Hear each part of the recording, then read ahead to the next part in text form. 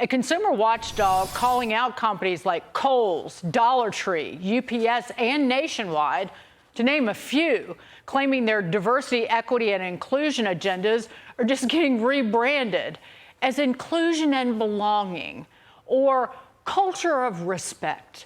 Joining us now, Consumers Research Executive Director Will Hild. Will, great to see you. How many companies have done this, and didn't they know with certainty that they would get busted for not actually changing what they were doing?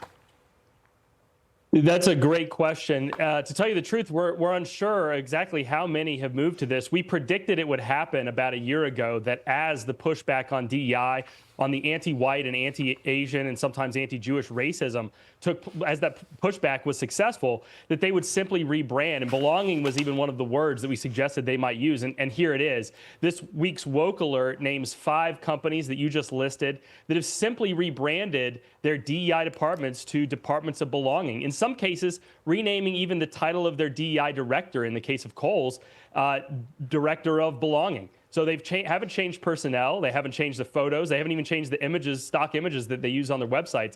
They've simply changed the wording. And what that really means is that they're still engaging in the same anti-white and anti-Asian discrimination. I mean, I guess if I'm going to pick on one, it's going to be Nationwide for me. It's like Nationwide is on your side, really? Doesn't sound like they are. It sounds like they want to do things with, I think, the whitest spokesperson there is, right? Peyton Manning. So I don't know where they're going, what they're trying to do, but they don't certainly try to portray what they're trying to do behind the scenes.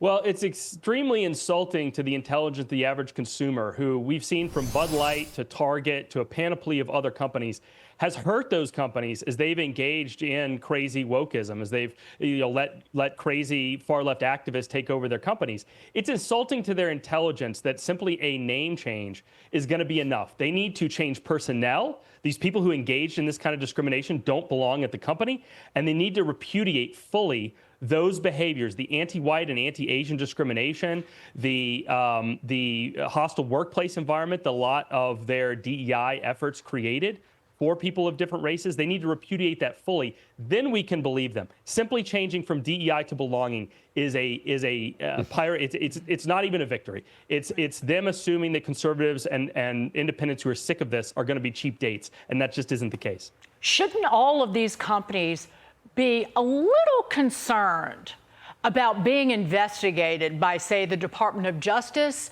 and the head of civil rights? I think it's Harmeet Dillon, who I admire a great deal, for promoting some races over others rather than merit, regardless of race. That is an excellent point, and they absolutely should. In fact, in January, the president issued an executive order to every government department that because how widespread this DEI nonsense, this anti-white and anti-Asian racism was, he wanted them to find 9 companies each to go after for this kind of violation of civil rights. And Harmeet is an incredible attorney, and I have all faith that she's going to go after these corporations for this kind of violation of labor law. Thank you, Will.